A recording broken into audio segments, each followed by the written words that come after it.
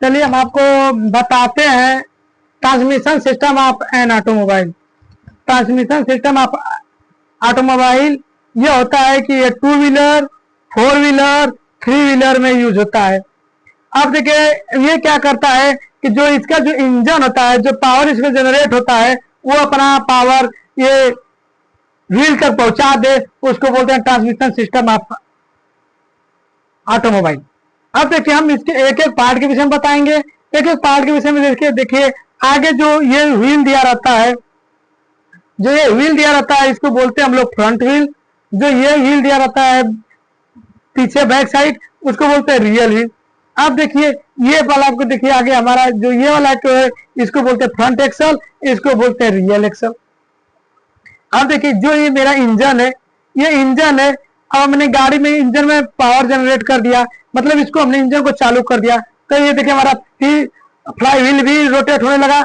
अब ये रोटेट होने लगा, ये हमारा क्लच है, क्लच पर काम करने लगेगा। क्लच का काम क्या करता है, अगर गाड़ी भीड़ में चल रही है तो वहां पे हमें क्लच को रोकने का काम करते हैं। जैसे ब्रेक से गाड़ी को रोक दिया और फिर धीरे धीरे क्लच को कम बेची करके चलाते हैं। और गियर बॉक्स को, जो गियर बॉक्स है ये देखिए हमारा ट्रांसमिशन गियर बॉक्स है, और ट्रांसमिशन गियर बॉक्स को भी बदलने में मैं क्लच का ही यूज करता हूँ। अब ये देखिए जो ये गियर बॉक्स है, गियर बॉक्स में ये क्या करता है, गाड़ी को कम बेची first gear, second gear, third gear, fourth gear लगाने का काम करता है, और इसी में भी रिवर्स गियर होगा वो भी लगाने का काम करता है। देखिए फिर ये हमारे पास 2 यूनिवर्सल ज्वाइंट होते हैं और इसको प्रोपेलर शाफ्ट बोलते हैं। ये प्रोपेलर शाफ्ट है। और इसके बाद ये मेरा गया डिफरेंशियल। डिफरेंशियल का कार्यक्रम क्या होता है, जो मेरे जो रियल व्हील है, इस रियल व्हील को 90 अंश के डिग्री पे ही हमेशा रोटेट कराए। 90 अंश की डिग्री पे ही हमेशा क्या कराए, रोटेट कराए। अब देखिए अब गाड़ी पे जब हमारा गाड़ी पीछे से 90 अंश की डिग्री पे रोटेट करा रहा है रियल एक्सल को, उसको बोलते हैं रियल व्हील ड्राइव। अब रियल व्हील ड्राइव तो हो गया, तब जब पीछे की गाड़ी को रोटेट कराता है उसको बोलते हैं रियल व्हील ड्राइव।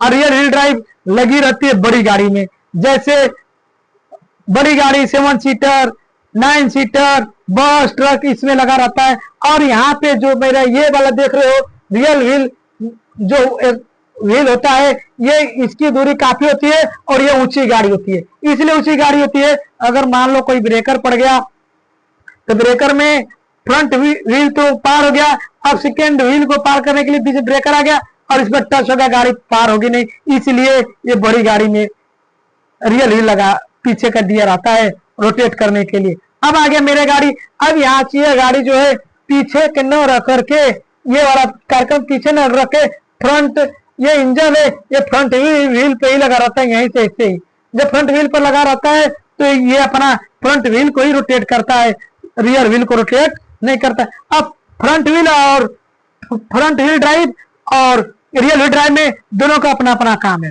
चलिए हम आगे बताएं। फ्रंट व्हील ड्राइव में ये होता है, अगर मान लो ये कोई गाड़ी जो है आगे से ये रोटेट कर रहा है, फ्रंट व्हील ड्राइव आगे से रोटेट कर रहा है, ये वाला यहाँ साथ यहाँ पे लगाया है, वो आगे से रोटेट कर रहा है, तो पीछे वाला अपना पहिया तो रुक जाएगा। अगर कहीं कीचड़ उचड़ में फंस गया तो वही हमेशा रोटेट ही करता रहेगा। पीछे वाला खड़ा हो गया और कोई क्रेन या कोई जेसीबी या तो कोई धक्का मार के फिर उसको ढकेलना पड़ेगा, तब तो निकलेगा।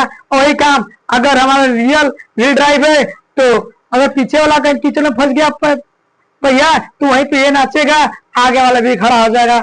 अब देखिए यहीं पे मिलिट्री की जो गाड़ी होती है, मिलिट्री की भी तो अपनी गाड़ी होती है। मिलिट्री गाड़ी में यहाँ पे देखिए जो ये साथ है, ये रियल व्हील पे एक्सल पे लगा रहता है और यहाँ पे फ्रंट एक्सल पे भी लगा रहता है रोटेट करने के लिए। अब ये क्या करता है, अगर ये आगे वाला पहिया को रोक दिया गया, कीचड़ में फंस गया, तो पिछला वाला भी पहिया रोटेट करता है निकलने के लिए। अब पीछे वाला पहिया रुक गया तो अगला पहिया रोटेट करेगा और तुरंत यहाँ से चलने लगेगा।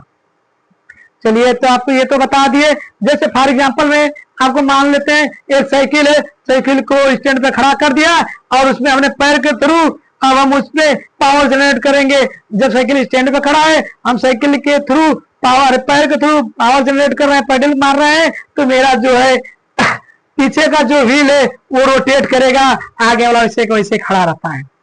अब चले हम आपको बता रहे हैं, देखिए गाड़ी में जो बेल्ट लगा रहता है, बेल्ट का काम रहता है कि धीरे से बेल्ट लगा लेते हैं, और जब बेल्ट लगा लेते हैं अगर उस पर बैठे बेल्ट को आराम से आदम तो बेल्ट बढ़ता रहता है। आप और बेल्ट लगाना इसलिए जरूरी है, अगर गाड़ी खूब धक्का जा रहे हैं, धक्का लगी तो उसमें ऐसा सिस्टम बना है कि ऑटोमेटिक वो बेल्टों को कस लेता है और आपको ऐसे पकड़ के रखा रहेगा। चलिए तो हम आपको बता दिए transmission system of an automobile.